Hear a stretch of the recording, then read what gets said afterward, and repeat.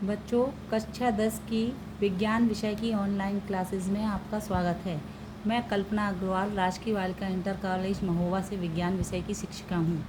मैं आज आपको विज्ञान विषय का अध्याय 1 रासायनिक अभिक्रियाएं एवं समीकरण इसके बारे में पढ़ाऊँगी। सबसे पहले बच्चों, आप जानते हैं कि हम जिस प्रकृति में रहते हैं, जिस वातावरण में रहते हैं, वहाँ अनेक तरह के परिवर्तन होते रहते हैं। कुछ परिवर्तन ऐसे होते हैं जिनमें नए पदार्थ बनते हैं, कुछ परिवर्तन ऐसे होते हैं जिनमें कोई भी नया पदार्थ नहीं बनता है, केवल उनकी भौतिक अवस्थाओं में परिवर्तन होता है। इस प्रकार परिवर्तन दो तरह के होते हैं। पहला, भौतिक परिवर्तन।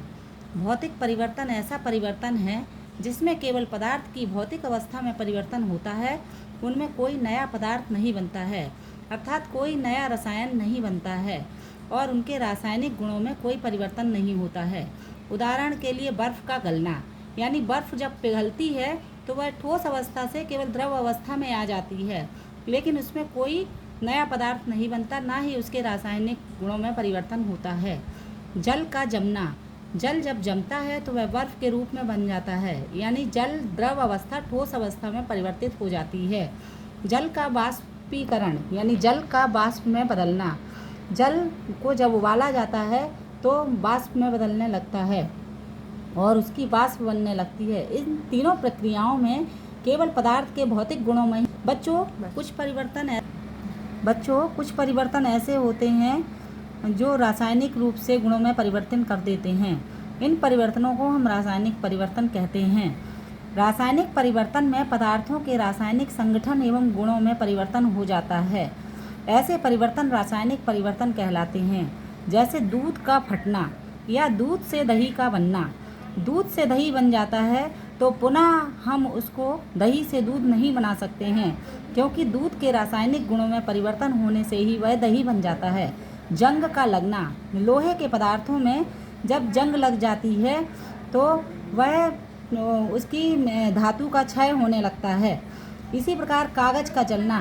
कागज़ के जलने पर उसमें राख में बदल जाता है। तो बच्चों, ये सब परिवर्तन रासायनिक परिवर्तन कहलाते हैं। सभी रासायनिक परिवर्तन रासायनिक अभिक्रियाओं द्वारा पूर्ण होते हैं। इन्हें रासायनिक समीकरणों की सहायता से प्रदर्शित किया जाता है। बच्चों, इस अध्याय में हम रासायनिक समीकरणों का ही अध्ययन करेंगे। बच्चों, अब मैं आपको रासायनिक अभिक्रिया के बारे में बताऊंगी। रासायनिक अभिक्रिया का मतलब है कि इसमें एक या एक से अधिक पदार्थ आपस में व्यवस्थित होकर या संगठित होकर नए पदार्थ का निर्माण करते हैं।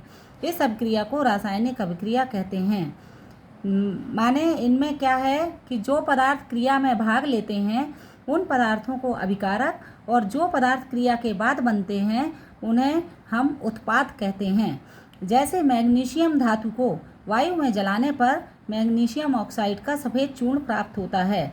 हम जानते हैं बच्चों, मैग्नीशियम का संकेत Mg होता है, ऑक्सीजन का संकेत O होता है और मैग्नीशियम ऑक्साइड का सूत्र Mg होता है, MgO होता है।